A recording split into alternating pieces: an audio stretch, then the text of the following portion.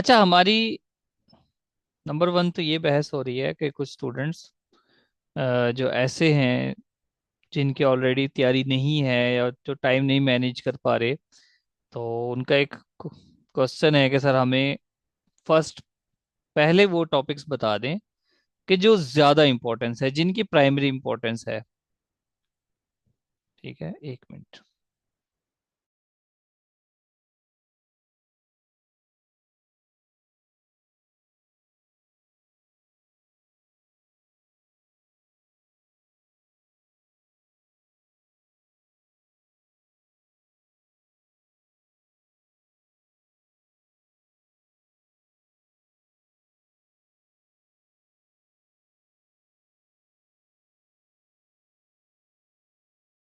तो ये टॉपिक सारे इंपॉर्टेंट हैं जो मैंने सब आप सबको ग्रुप में भी मैंने मैसेज किया हुआ है।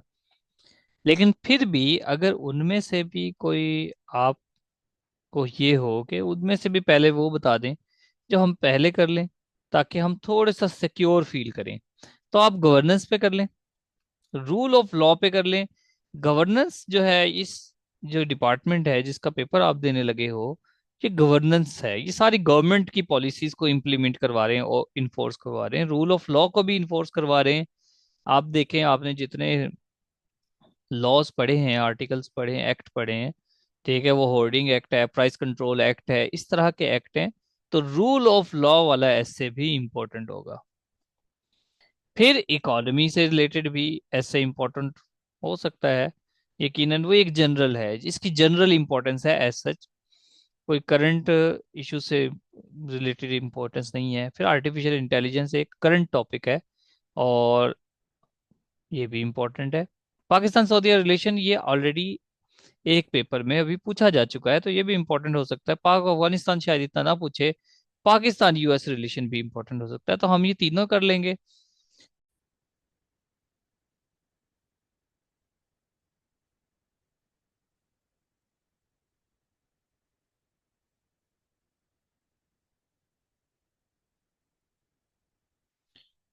तो पहले आप ये चार टॉपिक्स कर लो, उसके साथ पाकिस्तान सऊदी रिलेशन कर लें। ठीक है, पाकिस्तान यूएस रिलेशन भी कर लें। ये छह टॉपिक्स और पहले आप एटलीस्ट कर लें, तो आप सेफ जोन में आ जाओगे, एटलीस्ट सेफ जोन में आ जाओगे। लेकिन एक चीज आपने फिर भी याद रखनी है, ठीक है, कि ये सारे टॉपिक्स इंपॉर्टेंट हैं। ध्यान से मेरी बात को समझना, ये मैं आपको फुल एंड फाइनल बात कर रहा हूँ। आपको आपको मेरी कोशिश है, मैंने क्लाइमेट पे आपको दो ऐसे बना के दिए हैं, बल्कि उसमें फ्लड्स वाला भी ऐड किया है। वेमन पे आपको दो ऐसे बना कर दिए हैं मैंने, अलग अलग टॉपिक्स के साथ। ठीक है, गवर्नेंस पे फिलहाल एक ही दिया है। आप गवर्नेंस पे बल्कि दो हो गए हैं। एक पहले वाला टॉपिक मैंने शेयर किया था, आर्गुमेंटेटिव, बड़ी डिटेल से बताया था, वो थोड़ा सा लेंथी है, लेकिन एटलीस्ट आपने पढ़ लिया।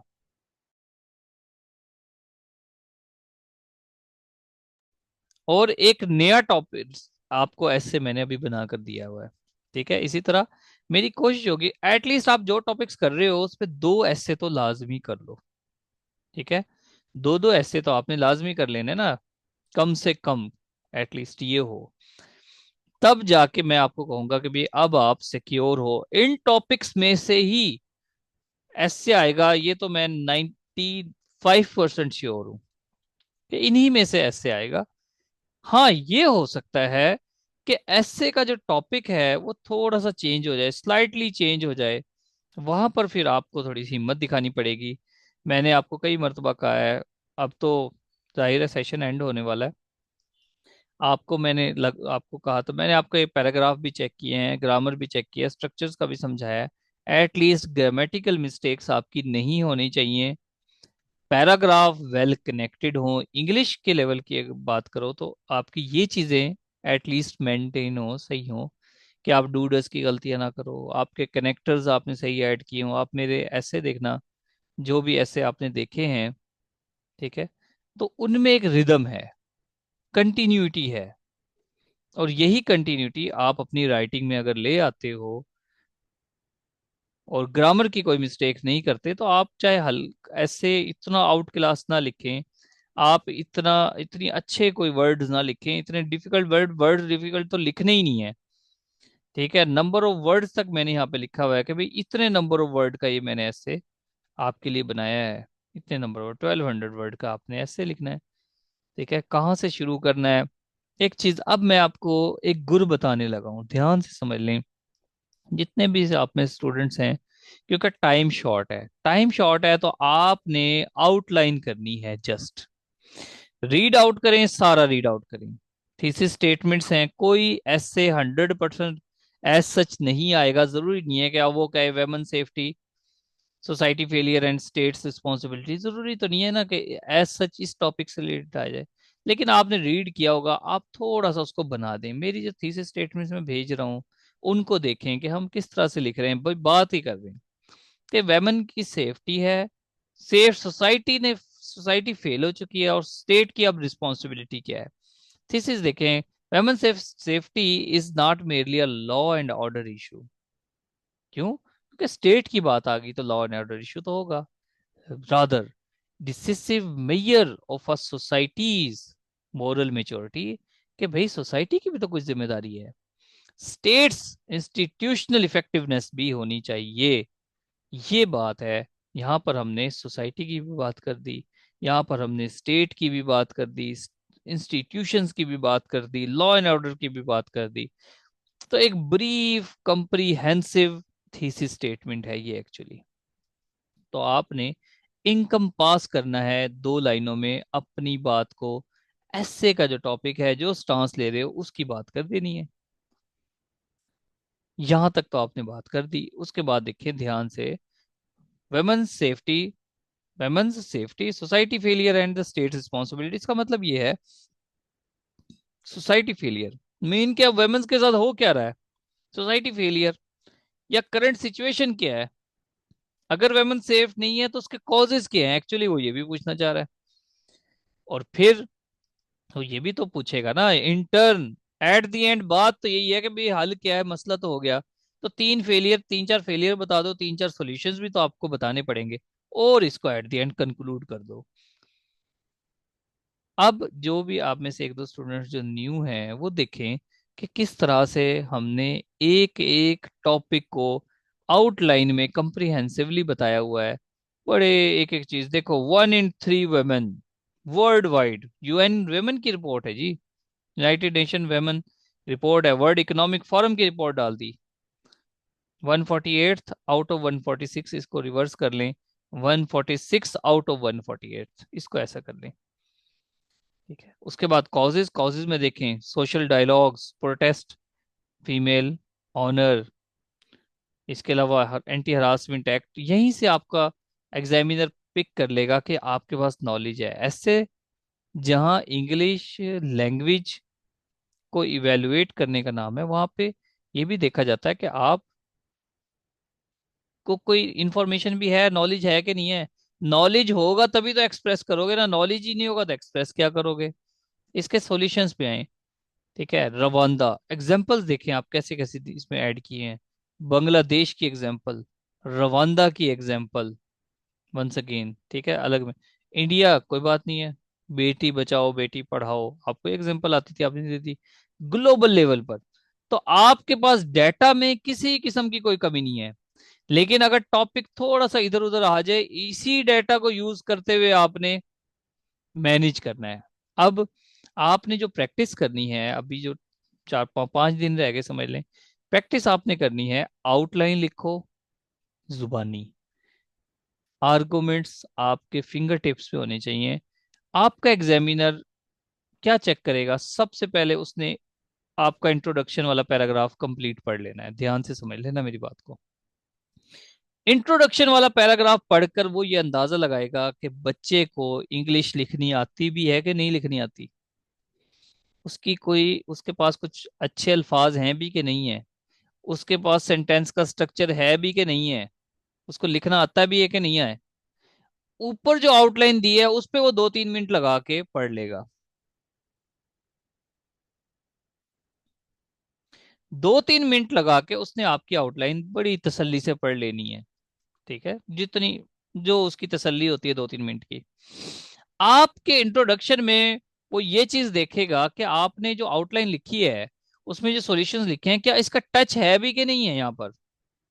जो आपकी आउटलाइन है इंट्रोडक्शन में उसका थोड़ा थोड़ा सा टच होना चाहिए कि भाई उससे रिलेट करता है। ये नहीं कि मतलब इंट्रोडक्शन में आपने ये भी बताना है कि ये इस तरह के कॉजेज भी हैं और ये भी बताना है कि इस तरह के सॉल्यूशंस भी हैं।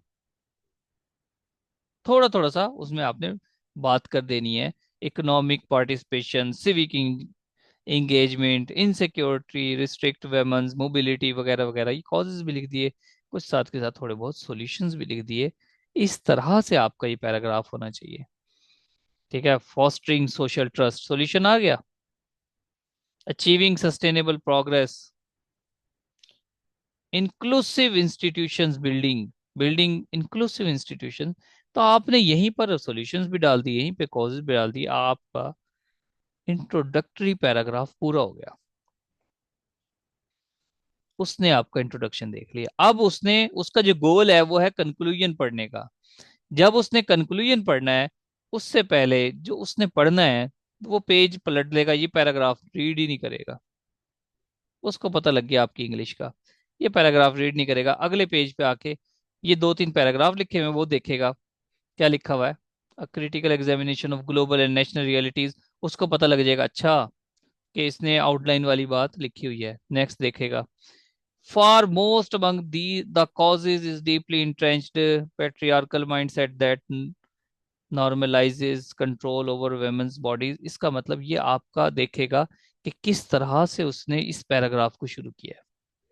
ज्यादा करेगा वो इस पैराग्राफ का एंड भी देख लेगा। ठीक है, ये देख लेगा कंसिक्वेंटली सच सोशल एटीट्यूड वगैरह वगैरह। अच्छा, ये वो वाली एग्जांपल है, ठीक है जी। अब देखेगा दूसरा paragraph, in addition to social barriers.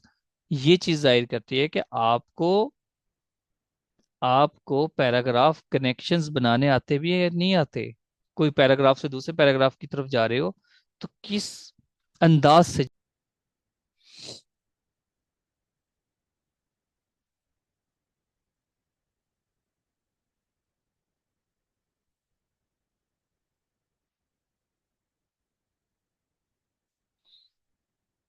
उसको पता है,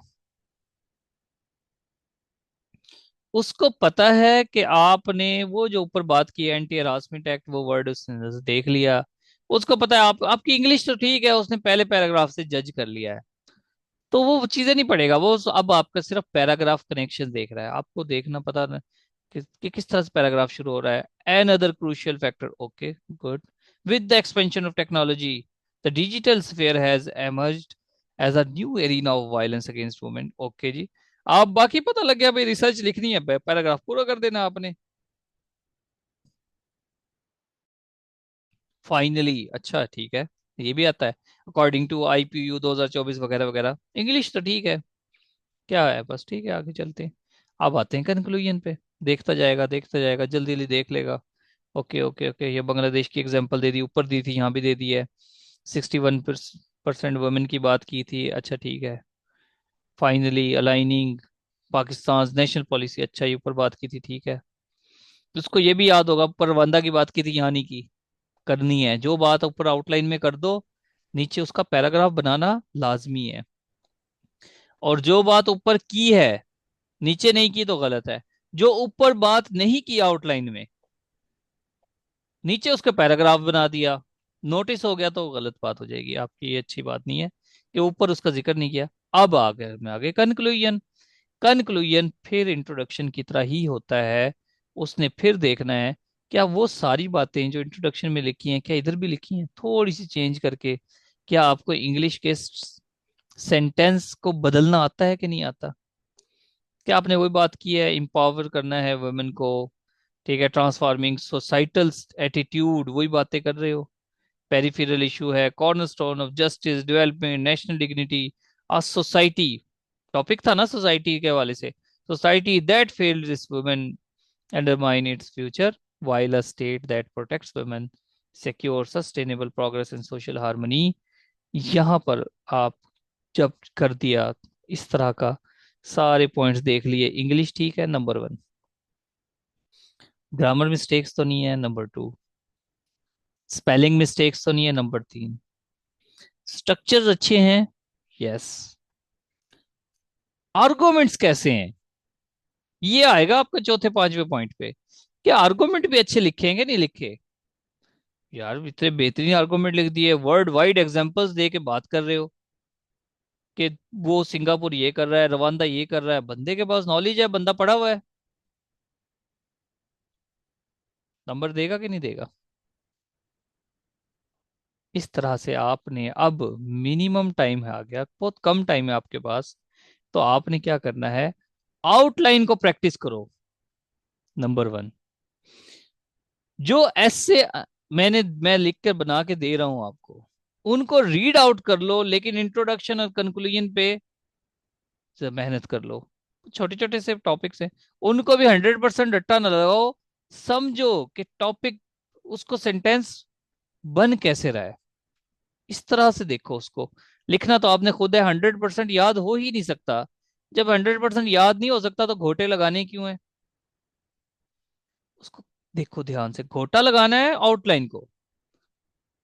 इंट्रोडक्शन के पैरे को आपने जस्ट ये देखना है कि ये लिखा हुआ कैसे है। कंक्लूजन को भी देखना है लिखा हुआ कैसे है। जो बाकी टॉपिक्स हैं, जो बॉडी पैराग्राफ्स हैं, उनको देखो स्टार्ट कैसे हो रहे हैं, कनेक्शंस कैसे बन रहे हैं, कनेक्टर्स कैसे डाले हुए हैं। ठीक है, turning to the suggestion, law and order is most important. अब ये आपके, आप अपने रीडर को मजबूर करते हो कि मुझे आगे भी पढ़े। फिर आप अपनी आउटलाइन में देखो ध्यान से, इंट्रोडक्शन वन, फिर टू, फिर थ्री। ठीक है। अब ये मैंने एक बात की, थीसिस स्टेटमेंट, स्पेस देखो थोड़ी सी डाली है, करंट सिचुएशन बता दी है, केस स्टडीज में देखें स्पेस थोड़ी सी डाली है, अच्छी बात है, स्पेस डालें। फिर यहां से देखें what are the causes behind 4 point, नीचे जितने भी पॉइंट है, 4.1, 4.2, 4.3, केस स्टडी को वहां से शुरू किया हुआ है। थोड़ी सी देखिए, ये स्पेस है, ये स्पेस है, थोड़ी स्पेस दें। ठीक है, ये केस स्टडीज भी डाल दें, 6.1, 6.2 केस स्टडीज। फिर कंक्लूजन, बस कंक्लूजन किया, बात खत्म। हाँ भाई, हाथ तक कोई सवाल हो किसी का, समझ आ गई बात की?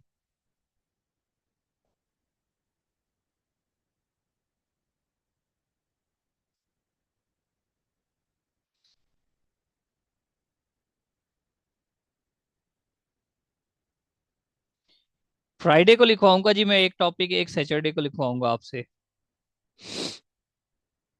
एक टॉपिक फ्राइडे को लिखवाऊंगा, वही 2 घंटे का टाइम लिख सेट करके आपने लिखना है। फिर इसी तरह संडे को लिखवा लेंगे, सोच सैटरडे को।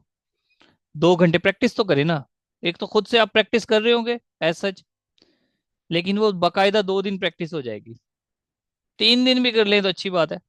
चेक नहीं कर पाऊंगा मैं सबके, आप सब लिखते भी नहीं हो, लेकिन जिन स्टूडेंट जो नए ऐड हुए हैं उनके मैं ऐसे चेक करूंगा। ठीक है। बाकियों ने अगर मुझे, देखो मेरी बात सुने, क्योंकि ग्रामर का हो सकते हैं, एक ऐसे पूरा चेक करने में कम से कम मुझे 1.5 घंटा लग जाता है, पूरा ऐसे अगर आप लिखो तो। हाँ, जो ओल्ड स्टूडेंट्स हैं जिनका अभी आप लोगों का ये समझे बैच एंड हो गया, काफी दिन हो गए, अगर आपने थोड़ा सा मुझे चेक करवाना है, तो आप एहतियातन, जिस तरह मदीहा है मेहनत कर रही है, अक्सर मेहनत कर रही हैं, आप रट्टा लगाए बगैर मुझे ना पैराग्राफ 2-3 लिख के दिखा दिया करो, अपनी इंग्लिश चेक करवाने के लिए। बाकी तो मैं ऐसे आपको कंप्लीट बना के दे रहा हूँ, वो तो आपने बनाना ही है। जो ऐसे मैं शेयर कर रहा हूँ, जिस तरह कॉजेज मैंने शेयर कर दी है कि सर हमारी ना इंग्लिश चेक करने हमने लिखी है। ठीक है, कॉजेज लिख के नीचे 3 कॉजेज लिख दिए, 3 पैराग्राफ लिख के मुझे भेज देंगे, सर मुझे ये चेक कर लें काइंडली। मैंने आप लोगों पर इन्वेस्टमेंट की है, सिर्फ आपने मुझ पे इन्वेस्टमेंट नहीं की, मैंने भी आप पे इन्वेस्टमेंट किया, अपने टाइम, आप पे टाइम लगाया, आप पे मेहनत की, आपके नोट्स बनाए, अभी भी बना रहा हूँ। अभी भी ये मैं आपको जो स्पोरेडिकली भेज रहा हूँ, ऐसे ये इनका डाटा है मेरे पास, मुझे इसको सेट करने में भी 2-2.5 घंटे लग जाते हैं एक एक ऐसे को। और उसमें फिर भी थोड़ी थोड़ी मिस्टेक से ये देखो रह जाती हैं कोई ना कोई। तो आप भी मेहनत करो। दाऊद, आप क्यों हिम्मत छोड़े हुए हो?